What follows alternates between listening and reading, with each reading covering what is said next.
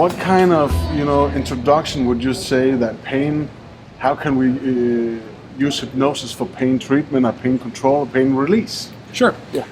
There's a few things that I think are important when you look at pain control.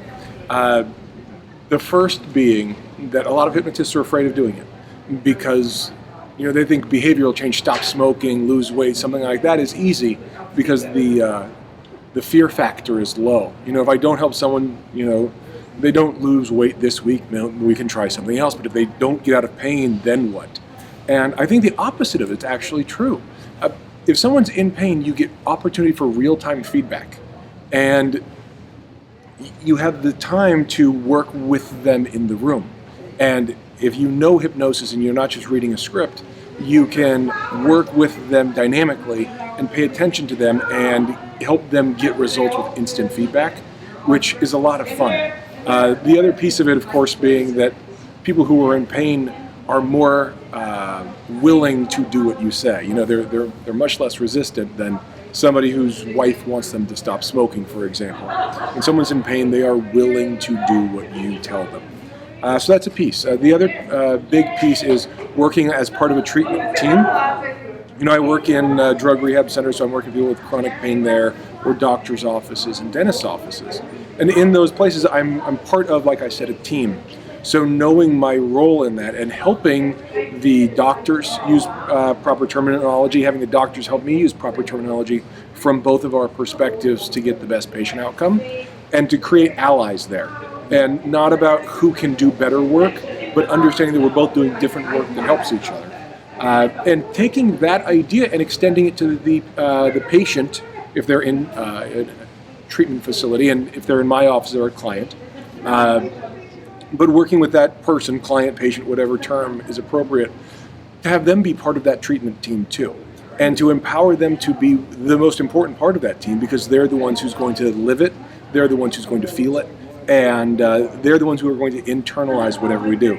And that starts with not vilifying the doctors, not vilifying even the bad doctors, because I don't know if they're good or bad, and not vilifying the pain. That pain is an important signal. Even if it's been a chronic pain, the signal is there for a reason, and helping that person to not vilify it, and to work with it and the doctor and me holistically. And that's, if I was going to overview all of what I do in pain control, that'd be it.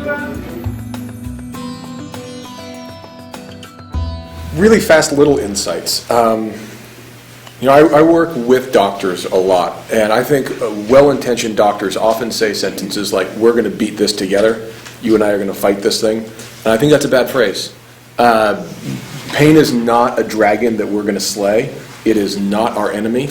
It's a good thing. It's a signal trying to keep the person safe. Working with it and teaching the person how to listen to that pain so that they get the message faster, so it's not shouting at them, is a nice piece. We had a question in the panel about, if your client already taking prescription medicine or something like that, and for some hypnotists to think that it's kind of a battle. And you had a great insight on that. What's your view on exactly that? I mean, there's a few things with drugs. Most pain drugs are opiate based, and most opiate based drugs are taken as needed. So they give you, don't take more than this many a day, but take as many as you need, is basically what they do. So there's a ballpark there. And so working with patients who are in chronic pain is working with patients who are on drugs, which is how I got into working in drug rehab centers in the first place. So the way I approach it is, look, you and I aren't going to be working on anything to do with your medication. We're going to be working on these symptoms and these issues over here. The drugs are something, the medication is something you're going to discuss with your doctor. And that's, again, going back to that team idea. And helping them to reduce it. And it's not about getting it to 100% success today. And I think that's something that a lot of hypnotists are afraid about. They say, if I do pain control, I need them to get 100% better in this first session or I suck. And they put that pressure on themselves. And if someone comes into my office on opiates for pain control, they're not a drug addict, they're not a junkie. They're a soccer mom who fell off, the stairs. Or she slipped on some ice and now she's got some pain. She's not a junkie, let's not treat her like that. And say, okay, look, let's do what we can today so that in working with your doctor, the next time you come in, you can be on slightly fewer drugs and slightly fewer drugs. And you start out with very simple techniques that can become more Ericksonian or elaborate the fewer pills they're taking. So it's a step process. Good doctors talk about this. I mean, I hear people say, we're going to beat this together. You and I are going to fight this thing. Don't worry, I'm going to help beat this thing. And they treat this thing like a monster, like a dragon that we're going to have to slay. And it's not. Pain is not a villain in this story. It's a sad part of the story. It's not the villain. And it's very easy to start vilifying yourself when you do that, and that creates internal conflict. And then that's just one more thing that you have to work on and get out of the way before you can get to the work. And having the pain be part of the team. The pain, the client, me, the doctors, this is all a team, and we're trying to figure out what that signal is for and what that signal is trying to protect the person from, and working with it that direction rather than fighting it.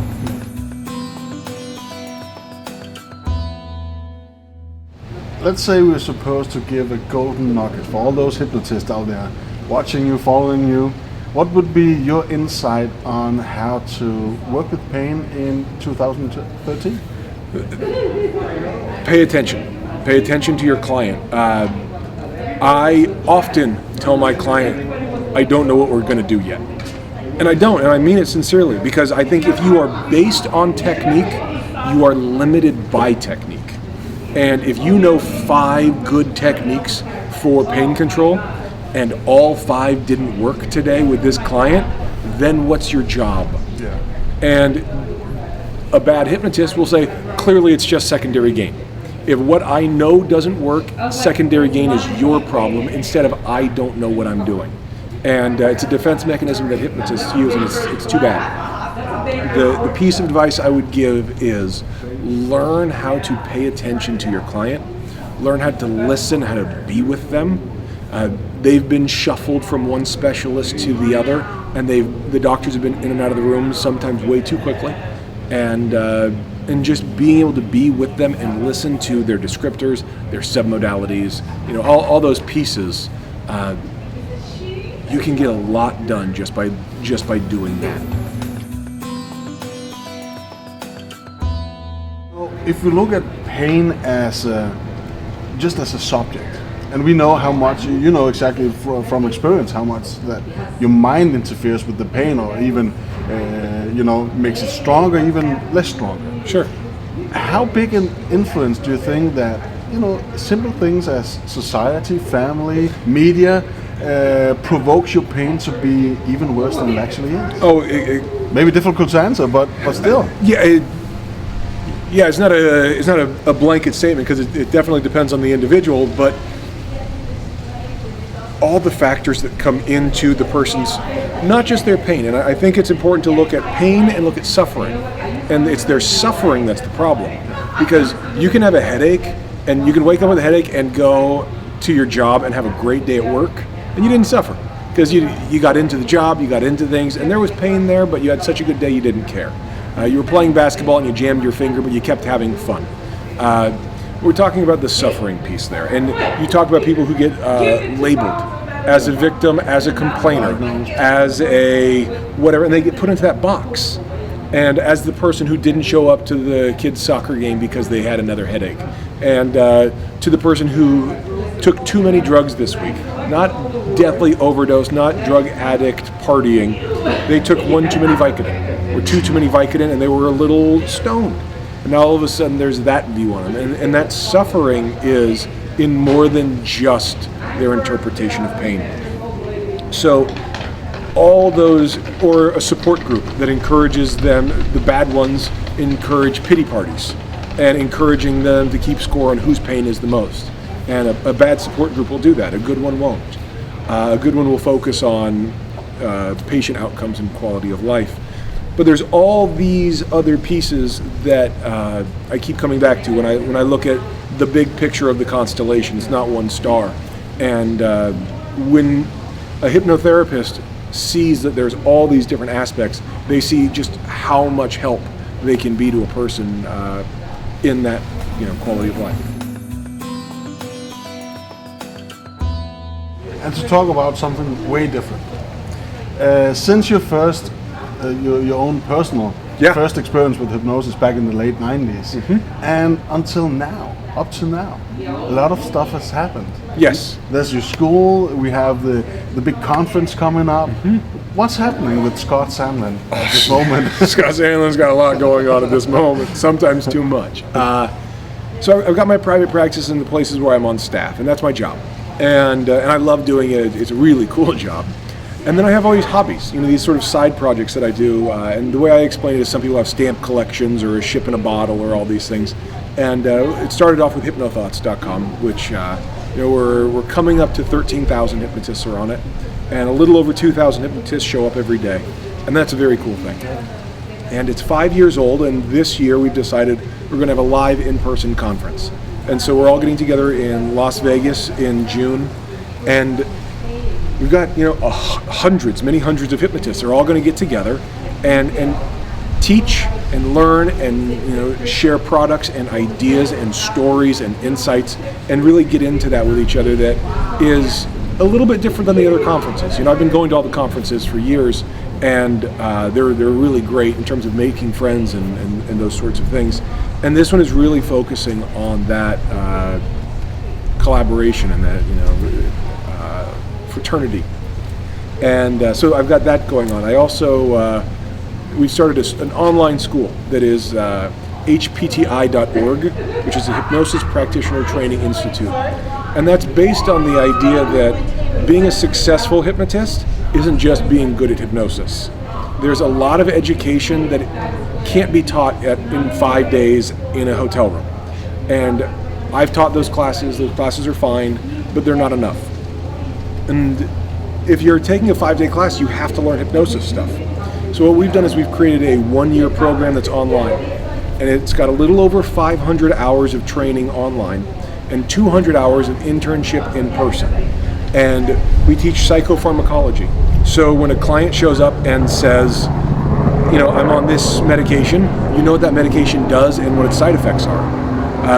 When a client says, I've got this kind of nerve damage, you know what that means.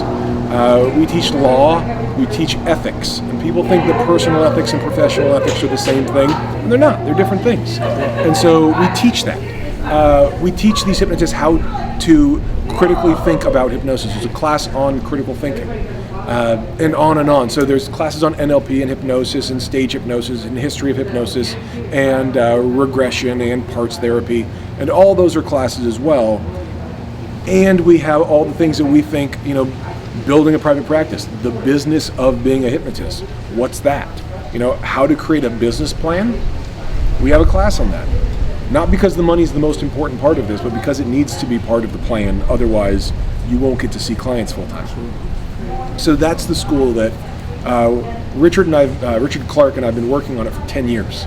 We've been talking about this thing for 10 years. We've been brainstorming. We've been coming up with different curriculums back and forth over and over. And we're in our second year of actually having it up and running live now. And we've got students who go through a year program. We've got students who take the classes just one at a time whenever they want. And I'm really proud of that school. It's something that I think has the opportunity to make a real difference and help a lot of hypnotists. We moved a little bit. So, your insights on where hypnosis is heading, your wantings, your dreams. Yeah. The way I look at it is the history of the hypnosis industry is the history of wasted opportunities. We are a group of people who are well-intentioned and have great communication skills, who have used them to help others and not ourselves. And I think our ability to communicate, to reframe, and to utilize has been used offensively instead of cooperatively by people with financial ulterior motives. And there's nothing wrong with money, but when it becomes a conflict of interest, it becomes a problem. And I think that have a history of some people who've made some decisions based on money. And it's hurt the industry, to be candid. And I think right now with where the internet's going and what we're seeing in all industries that cooperation actually is a better business model on the internet. And people are able to compare apples to apples a whole lot better now than ever before. And because of that, it's not just who's closest to me or who's most popular with the trainer I trained with. I can find the one that fits more with my ideologies, and I can work with and learn from a larger group of people. And I think we're getting a group of people who not only has the intentions, which I think we've always had, I think we're getting more of the tools needed. And so I'm very optimistic about the industry. I'm very optimistic about where we're going. We've always had good clinical studies. We've always had good patient outcomes. We've always had good hospitals and doctors and therapists who've used hypnosis.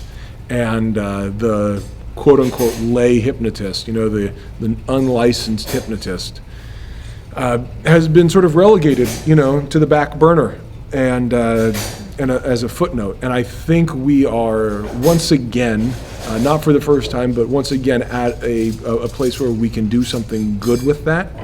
And because of the way information can be spread technologically, I think we have a much better chance of doing it right this time.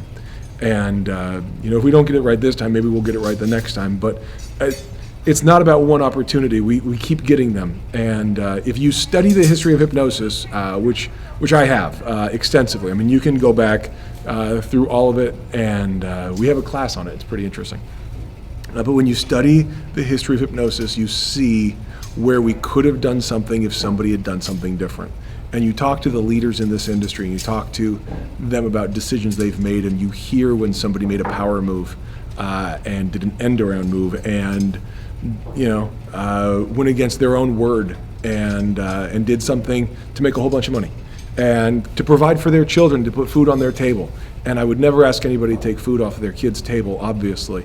But we need to create an opportunity in a situation where those decisions don't have to be made. And we need to take those decisions away so that there isn't that conflict of interest. So you don't have to choose between what's right for the industry and what's right for my pocketbook. Remove that from the equation, and the industry will do better. No other industry has the conflict of interest that we have. If you look at psychologists, psychotherapists, counselors, chiropractors, optometrists, and on and on and on, they have done a better job of removing those conflicts of interest. And again, it's not being anti-money. They're making more money than us because they've done that better. It's the thing we've made the mistake on consistently, and I think we're starting to learn how not to. The challenge of it is the best hypnotists in the world are the ones you've never heard of. The best hypnotists in the world aren't at conferences, unfortunately. I wish they were, but they're not. The best hypnotists in the world aren't on HypnoThoughts. The best hypnotists in the world are busy seeing their clients, really helping people one-on-one. And good for them. And they're doing that because they don't want to get into the conflict of interest, and they don't want to get into all those things. And I'd like to convince them to get out. I'd like to convince them to spend more time helping the rest of us. And I'd like to make it easy for them to do that and not have to get on a plane and not have to get a hotel room and to do it online and to find easy ways as often as possible for them to show us what they're doing right. And I think that's starting to happen now for the first time in a little while. And I hope we foster those relationships. And as a community, we do the right thing with them. And we continue to build bridges with the mental health community, with the doctors, with the referring professionals that we can create partnerships with. I hope we continue to do that well and to remove the adversarial relationships that we've had in the past. I have some ideas that hypnosis is a lot of the times made even more complicated than necessary. Yeah, I think hypnosis is made complicated by people who are making steps. And when you take all of hypnosis and just make it steps, there can be a lot of steps. It's not just 7 things. It becomes this long list of things. that all of a sudden has to be memorized or read and all that. And I think the diagram that you used in the keynote, like I said, I thought it was really great because it gives somebody an understanding of, okay, here's all these pieces, what's in play here, and which ones do I want to be in play here? And all of a sudden you start seeing the big picture, not reading a list. And the more that we can understand that idea, the better. And I think what you taught was very approachable and very practical. And I think good education in anything does that.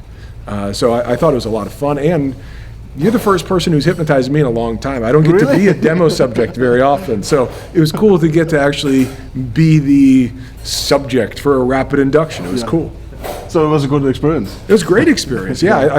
And like I said to you, I think the fundamentals, the little things that you did in there, just, the way, like I said, the way Kobe Bryant has good footwork. The little fundamentals make it way better when you build on it. And I think the fundamentals you demonstrated in it sets you up for success that other people don't see. Because if you have bad training, you're just learning technique. And then you're stuck being limited by it. And what you did demonstrated versatility, obviously. And that versatility comes from the good fundamentals and just knowing how to do the job. And it's so fun to see good hypnotists do that. I keep talking about cooks and chefs in other interviews and conversations and blogs. And I watched that Top Chef Masters show. A friend of mine worked on it, and so I watched it a lot. And listening to the chefs talk about each other's work in real time, having a chef say about another chef, look what he's doing there. Oh my gosh, look just the way he's cutting that. Look at how they're spiking. Wow, that's a really bold decision. And hearing the artistry is wonderful. And we can have that with each other, and I'm appreciating that with the school and things like that. I'm appreciating that more about my peers, and we need to have a Juilliard. We need to have a Cordon Bleu. We need, as creative an art as this is, we need those level of schools in our profession so that we can have those kinds of appreciations of the good work.